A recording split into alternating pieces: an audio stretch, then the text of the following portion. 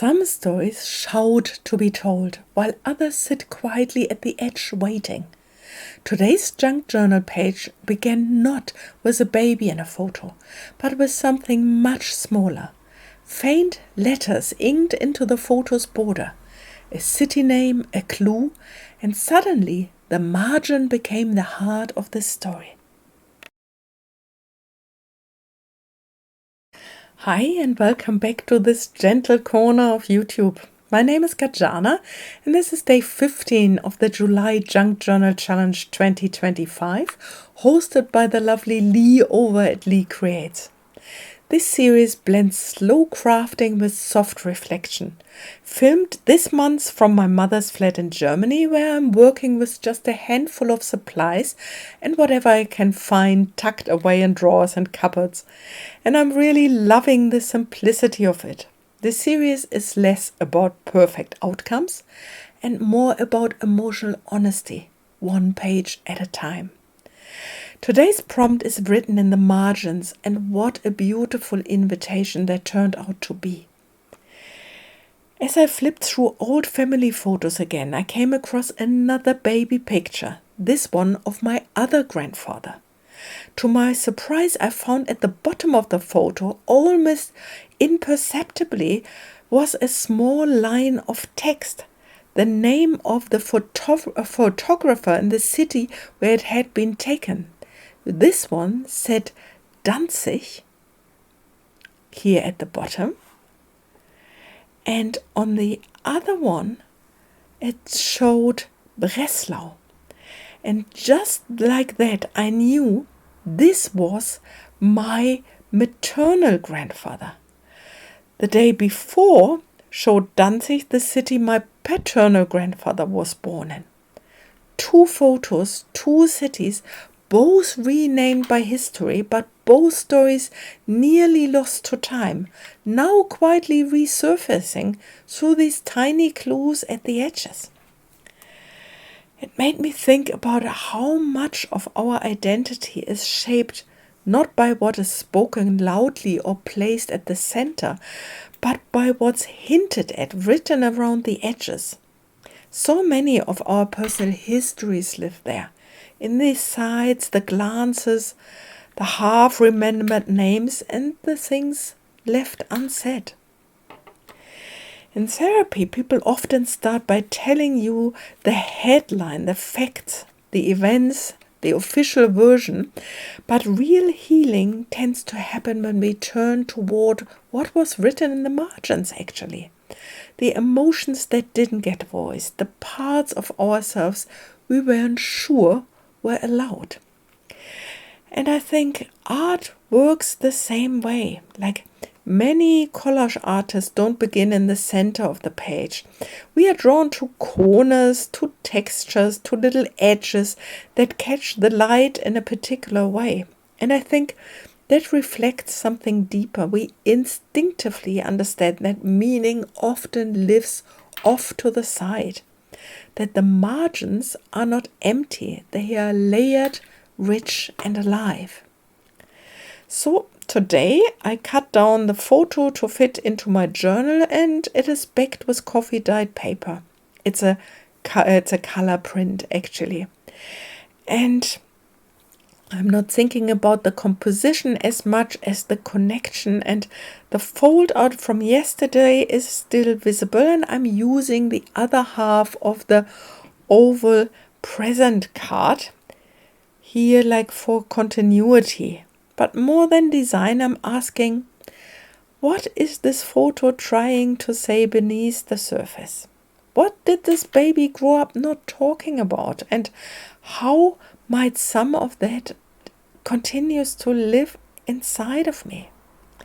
There's a psychological concept called implicit memory, the kind of memory that doesn't show up in words, but still lives in our nervous system, our responses, our relationships.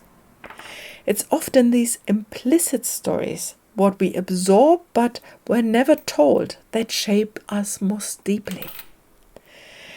And they are not always dramatic or traumatic. Sometimes they are simply subtle. The way one parent always stayed quiet during an argument, or the way your name was always mispronounced but never corrected, or the way certain feelings were never mentioned at the dinner table. These are margins, and they are powerful. I think part of the work we do when we create, especially in a slow, layered medium like junk journaling, is to give those margins a place to exist more openly. Like we take what was once tucked away and make it visible. Not loud, not forced, but gently seen. And as I finish this page here, I notice how much I love these quiet repetitions. Like one grandfather, then the other. 2 cities, both renamed. 2 baby photos, framed with love and loss and all the history in between. So, here is a reflection I invite you to explore today. What part of your story has been written in the margins? What emotions or experience haven't taken center stage but have shaped you quietly? You might not have a photograph to mark it, but maybe there's a phrase, a scent, a color, a texture that brings it back. And maybe that's enough. You could collage with it or journal about it or even just name it silently to yourself. And as I finish this page, I glue the day and prompt on the front of the photo as a reminder. The first part of the quote, the margin is where the real story lives, on the page, and the second half of today's quote onto the back of this journaling card. Small notes, big feelings. And that line has been echoing in me all day. Because sometimes the most powerful emotions aren't attached to sweeping moments. They are stitched into the smallest things.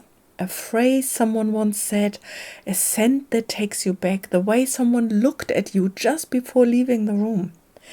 We often expect big feelings to come with big events, but more often they arrive through tiny doorways. A quiet note in the margin, a name printed in fading ink. The realization that someone once cared enough to write a date or a place just so it wouldn't be forgotten. I find it's almost disproportionate how a small detail can carry so much. But I think that's the nature of memory and of meaning. It condenses. It lives in symbols and fragments and seemingly ordinary moments that somehow stayed with us. And maybe that's part of what we are doing when we craft like this. We are honoring the little things that never made it into the official story but mattered deeply. We are saying, this torn piece of lace, this handwritten word, this paper scrap, this photo, it held something. It still does.